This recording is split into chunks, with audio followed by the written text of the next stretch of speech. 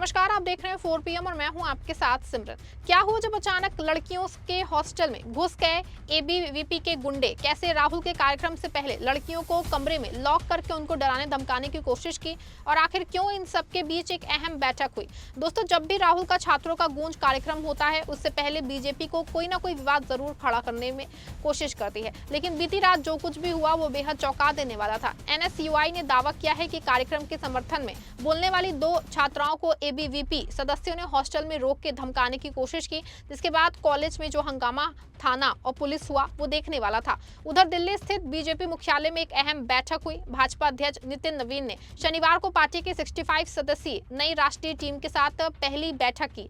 बैठक से पहले राष्ट्रगीत वंदे मातरम के सभी 6 अंतरे गाए गए। तो कैसे राहुल के कार्यक्रम से ठीक पहले बीती रात हाई वोल्टेज ड्रामा देखने को मिला और नई सदस्यों वाली बीजेपी बैठक में क्या कुछ हुआ, सब कुछ आपको बताने वाले हैं।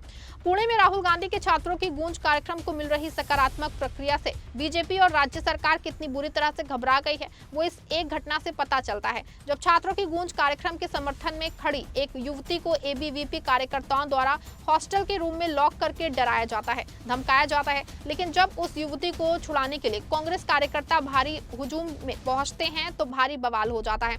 पुलिस द्वारा लाठीचार्ज किए जाने की बात भी सामने आती है। इसी बीच एक एनएसयूआई से जुड़ी एक युवती का वीडियो सामने आया है, जिसमें वो बता रही है कैसे उसे पुणे के COEP technological university hostel campus से शिकायत मिली थी कि एबीवीपी के गुंडों ने कॉलेज के हॉस्टल में घुस के छात्राओं को बंधक बनाया। I am a member of NSUI Maharashtra. तो हम शाम को जब खाना खा रहे थे तो हमें कॉल आता है कि COEP के जो स्टूडेंट्स ने हमें मीडिया बाइट्स दिए थे फॉर छात्रों की गूंज कल होने वाला है। तो नॉन पॉलिटिकल इवेंट के लिए हमने स्टूडेंट्स का बस फीडबैक लिया था और वो मीडिया में गया था। वो स्टूडेंट्स का हमें फोन आता है उनके मेंबर्स का कि ऐसे ऐसे करके ये स्टूडेंट्स को एक रूम में लॉक करके रखा है, कोंडले त्यांना रूम मध्ये, त्यांना बाहेर जाता येत नाहीये। हे आम्हाला आलीच ना आणि आम्ही जेव्हा आम्ही इन्व्हेस्टिगेट करायला इथं आलो, we came here to investigate about this. All of NSUI members. First day they were not allowing us to go in, and they took 15 minutes to find one girl in a hostel. In this age, you're taking so much time to find one girl. Another girl was there. She was also being pressured. She is not living in hostel. जो hostel में लड़की थी वो मेरे को जब ऊपर भेजा, वो लड़की रो रही थी, उसको बोलने नहीं आ रहा था। उसका भाई कॉल पे था, वो बोल रहा था मेरे से। वो वार्डन मैम ने मेरे को बोलने नहीं दिया है। She did not let me record. I have recording a little bit. I took some recording. वो मैडम ने कुछ भी बोलने नहीं दिया मेरे को उसके साथ। वो डर गई है पूरी लड़की, वो रो रही है। वो उसके फ्रेंड्स के साथ रही है अभी। Now she is out of danger, but वो रो रही थी। उसके फोन पे थी। शी इज एब्सोल्युटली इन, इतना वो डर गई है वो लड़की, उसको बोलने भी नहीं आ रहा था। आई फील सो बैड कि अब इतना स्टूडेंट्स के लिए कर रहे हैं, ऐसे ऐसे कार्य कर रहे हैं लोग।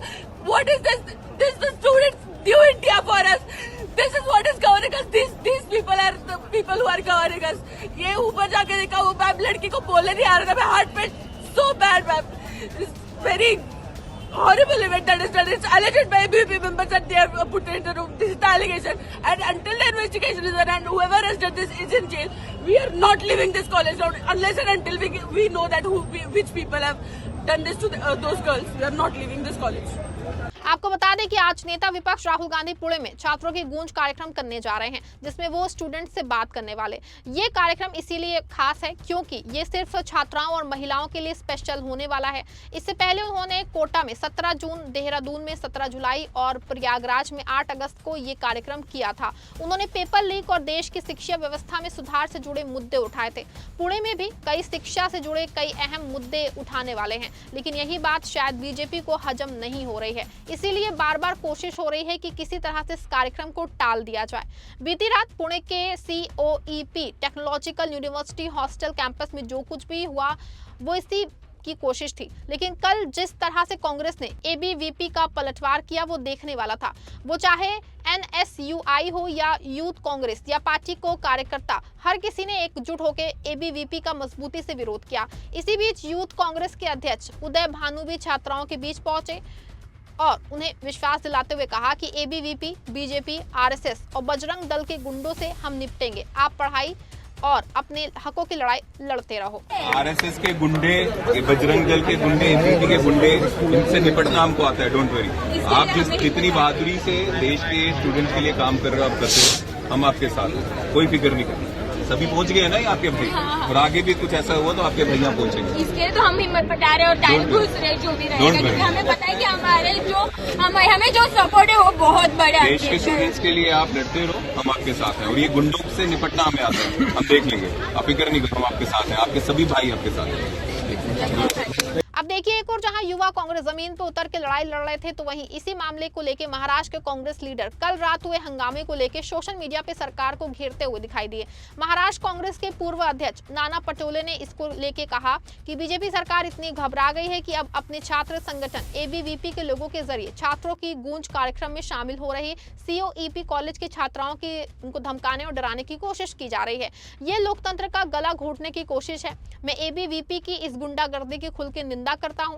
वहीं कांग्रेस नेता अतुल पाटिल ने इसको लेकर लिखा कि एबीवीपी के गुंडों ने छात्राओं के साथ मारपीट की, पुलिस ने भी छात्रों पे लाठी चलाई, बर्दाश्त नहीं किया जाएगा। एबीवीपी गुंडों पे आज रात ही कार्रवाई होनी करो, वरना कल से हम यहीं धरने पे बैठ जाएंगे। छात्रों की गूंज क्यों नहीं सुनना चाहते देवेंद्र। अब देखिए, कांग्रेसियों का कहना था कि ये घटना लोकतंत्र, अभिव्यक्ति की आजादी और युवाओं के अधिकारों को लेकर गंभीर सवाल खड़े करती है। किसी विचार का विरोध विचारों के जरिए होना चाहिए। युवाओं की आवाज दबाना और लाठी चार्ज करना लोकतांत्रिक तरीका नहीं है। महाराष्ट्र के गृह मंत्री देवेंद्र फडणवीस को इस मामले की तुरंत निष्पक्ष जांच के आदेश देने चाहिए और दोषियों के खिलाफ सख्त कार्रवाई करनी चाहिए। अब देखिए, एक और जहां रात के अंधेरे में युवाओं की आवाज दबाने की कोशिश हुई, तो वहीं दिल्ली स्थित बीजेपी मुख्यालय में एक अहम बैठक हुई, जिसमें बताया जा रहा है कि जेनजी को लेकर के खास प्लान बनाया गया है।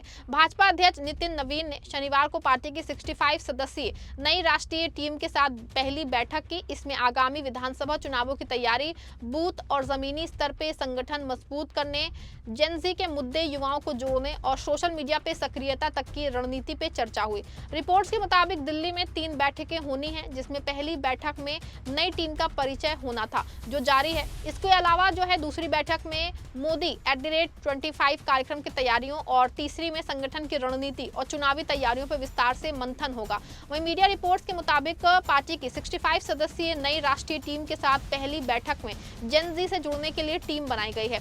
इसमें नितिन नवीन, राष्ट्रीय महासचिव स्मृति ईरानी और विनोद तावड़े, गुजरात के मंत्री हर्ष संघवी और छत्तीसगढ़ के मंत्री ओपी चौधरी समेत कई नेता शामिल हैं।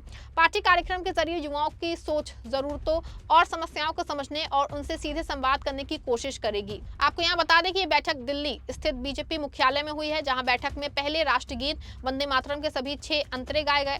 नितिन नवीन दोपहर में बीजेपी शासित राज्यों के मुख्यमंत्रियों, प्रदेश अध्यक्षों और प्रदेश प्रभारियों के साथ भी बैठक करेंगे। नवीन ने बीजेपी अध्यक्ष बनने के 209 दिन बाद 17 अगस्त को 65 सदस्यीय नई टीम का ऐलान किया था। इसमें 51 नए चेहरे शामिल हैं। टीम में 13 राष्ट्रीय उपाध्यक्ष और 8 राष्ट्रीय महासचिव हैं। नई टीम में अगले साल चुनाव वाले 4 राज्यों के 18 नेताओं को भी जगह दी गई है। इनमें उत्तर प्रदेश से 8, उत्तराखंड से 4, गुजरात से 4 और पंजाब से 2 नेता शामिल हैं। टीम में स्मृति ईरानी और राम माधव की वापसी हुई है। वहीं वसुंधरा राजे, बैजयंत पांडा और तीरथ सिंह रावत जैसे अनुभवी नेताओं को भी अहम जिम्मेदारियां मिली हैं। पीयूष गोयल को राष्ट्रीय कोषाध्यक्ष और बीएल संतोष को संगठन महामंत्री की जिम्मेदारी पे बरकरार रखा गया है। वहीं अमित मालवीय की जगह दीपक महास्के को बीजेपी आईटी सेल की जिम्मेदारी दी गई है। जी हां, अब देखिए, एक और जहां बीजेपी जेनजी को लुभाने के लिए बैठकें कर रहे हैं, तो वहीं एबीवीपी के गुंडे छात्राओं के हॉस्टल में घुस के गुंडागर्दी कर रहे हैं। सवाल अब सिर्फ पुणे के हॉस्टल में हुई घटना का नहीं है। सवाल है कि आखिर बीजेपी को छात्रों की आवाज से इतना डर क्यों लगता है। अगर किसी कार्यक्रम या विचार से असहमति है तो इसका जवाब बहस और तर्क से दिया जाना चाहिए, छात्राओं को डरा के या उनकी आवाज दबा के नहीं। एक तरफ हॉस्टल में छात्राओं को धमकाए जाने के आरोप सामने आते हैं, दूसरी तरफ दिल्ली में बीजेपी की नई टीम जेनजी को जोड़ने की रणनीति पे मंथन करती है। यानी एक तरफ युवाओं से संवाद की बात और दूसरी तरफ युवाओं की आवाज पे सवाल। इस पे आपकी क्या राय है, कमेंट में बताइएगा। वीडियो को लाइक शेयर करिएगा।